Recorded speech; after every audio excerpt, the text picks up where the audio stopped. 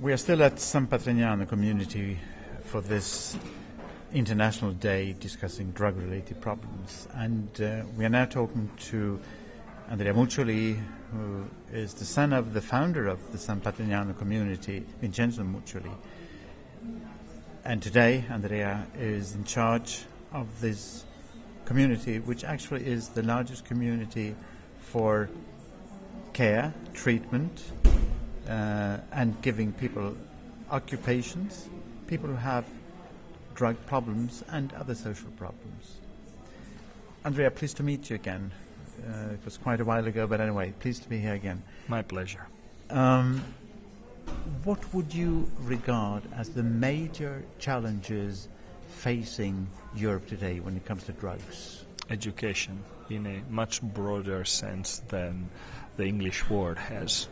So it's not only a matter to educate people in school, it's being able to represent for them an example, a presence, a living presence in their day-to-day life, and participating to their projects, to their challenges, to their hopes, to their dreams. I don't think the adult, actual generation is ready or wants to take the responsibility, full responsibility to be educating, to be the responsible people who have to lead the youth through their challenges to the next generation. So drugs and drugs use happens and starts from here, with the lack of trust, with this deep fragility that our young generations have, and that start within the family and the social system and the school system. Now, if we look at San Patrignano, the development here has been enormous over the last 10, 15 years. What do you think makes San Patrignano so successful? How come that it is possible to run this enormous place with such a lot of success? What is the recipe? Is there a recipe? Could this be implemented in other places, or is this specifically possible only in Italy? For sure, it might be replicated to other places and culture or countries. We are actually actively working and collaborating with quite a few governments around the world to achieve this result, to give the possibility to other people to be welcomed in other places like San Patrignano, and to represent and reproduce this model. What makes this model so special? A very simple fact and approach. The approach that we have towards the people we welcome.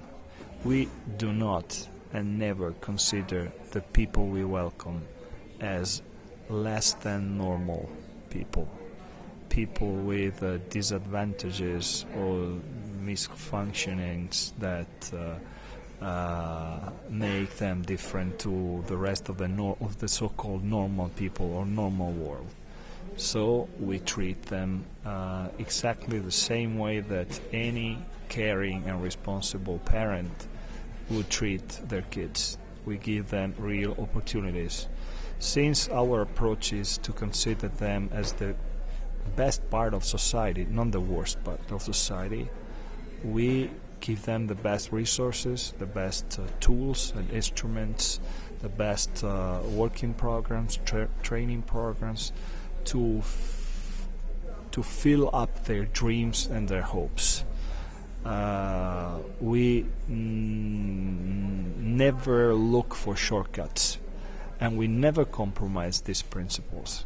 That is what makes us so strong and so successful, I think. Now, when you are doing this, obviously, you also save a lot of money for the society, because you do not accept any money from the government, if I have understood things correctly. Yes, you know things perfectly well, Torni. We never accepted public money, so we're not publicly funded. And we, of course, are free of charge for all the people we welcome, including that we would not accept donations from their families. So we do not want and we do not have any economical implications in the relationship that we have with the people we welcome, with our residents. So the turnaround financial need for San Patrignano is close to 30 million euros, which is a lot of money. But you have to consider that we take care of everything. I mean, all the training program needs, all the school and all the medical care, on the legal services, everything. Okay, comes from half of it, so 50% of this 30 million comes from all the activities and goods that we're able to produce here and to sell outside, many of which are sold worldwide. The remaining 50% comes from private donations, being or coming from private institutions, bank foundations, private individuals, and so on. Yes, we save a lot of money to the state, and that's why I think it's so interesting, our model, because it's a real example of social enterprise. Of course, it's not only an enterprise. Its size. It's much broader than that. It's a family. It's an extended family. That's its main identity. But at the same time, it's very, very complex social organization. So it includes part of schools, part of hospitals, part of enterprises, and so it's quite complicated to manage. Of course, if you consider it's 1,500 residents, it's a lot of with these addictions, with these social problems. Of course, it's not that easy to manage, but again, we've been managing it for the last 30 years, and we've been quite successful, welcoming over 25,000 people. So I don't see any. We are not so special as educators, as managers, as social individuals. So I think anyone else can do it. As far as they have enough guts, enough heart, enough brain, and maybe the attributes to do it. When you talk about successful, I know that this has been evaluated quite a few times, and the success rate is supposed to be around 70%, and that is extremely much. That's a very high success rate. As far as I know, it's the highest in the world, and it's over 70%. Yes. And how do you? Well, you maybe already explained that. I mean, the reason for this is that you never compromise. You take care of everything really here. Is that the explanation for the success rate, or how would you explain?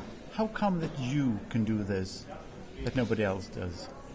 Because that's what we do. I mean, when someone comes here, he's taken care of as it would be in the family that they never had most of the times. So the sense of love, of listening, as I like to call it, of friendship and solidarity breaks through the wall of untrust and unhappiness that an individual has at the beginning. Love makes sense after a while. It breaks through.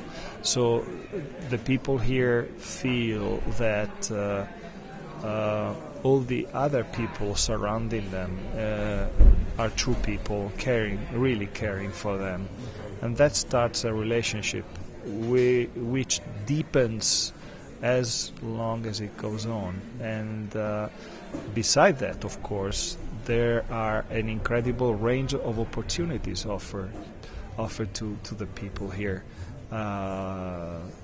Starting back their life from scratch is an opportunity. possibility to go back to school, the possibility to learn a job, a profession, and not only to learn it, but to learn it in a very, very precise and professional way.